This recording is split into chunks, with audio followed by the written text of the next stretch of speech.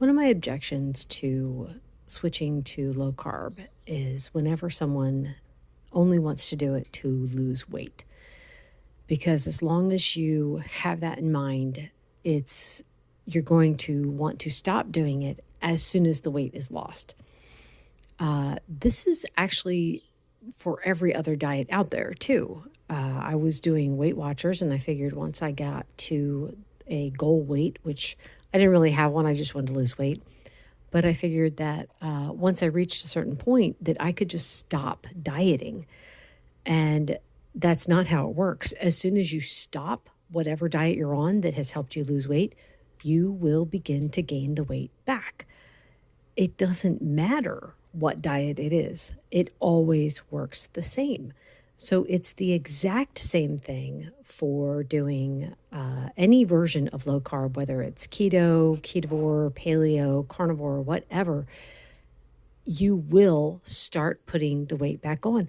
Not only that, but if it's this way of eating that started reversing, reducing, or eliminating any of your health problems, as soon as you go back to how you ate before, you're eating your way back to those health problems.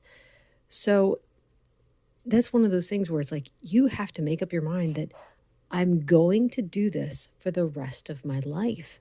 There is no popping back and forth. Even if This is why I have an issue with cheating too, or I've heard a lot of good arguments about cheating where they're like, you're not married to the diet, so it's not cheating. Like, true, but if it's a commitment for life, it is a bit like marriage. So yeah, you don't want to just have anything off plan. And anyway, point is, having something off plan can lead to binges. I think since I've been going on this, I don't think I've ever had, well, no, it's not that I don't think, I know I never had a day off plan. I don't think I ever even had a meal off plan. I would have a meal that centered around what I knew I should eat. And then I might have like, this was in the beginning, keep this in mind. I would have maybe like a few French fries, or something like that. But then as I went, I was like, I really feel the best when the entire meal is on plan.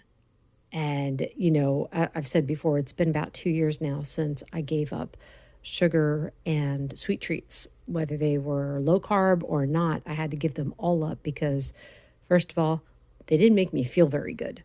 Second of all, the mental aspect, I could never be a moderator with those things. So I had to walk away from them. And even recently, I did discover same kind of thing where nuts, I just can't moderate them at all. I was keeping a bag or I was keeping a little container of pecans in my bag just in case there was an emergency. Because in the last, couple years, we've had ER trips for my daughter or for my mom. So I wanted to have something on hand just in case. But dang it, those nuts would keep calling me throughout the week. I would have to stop eating them again. And then, I'd be fine until the next emergency came along and then we're back at it. So it was the same issue this past week where I got such a stomach ache. Oh my word. Yeah.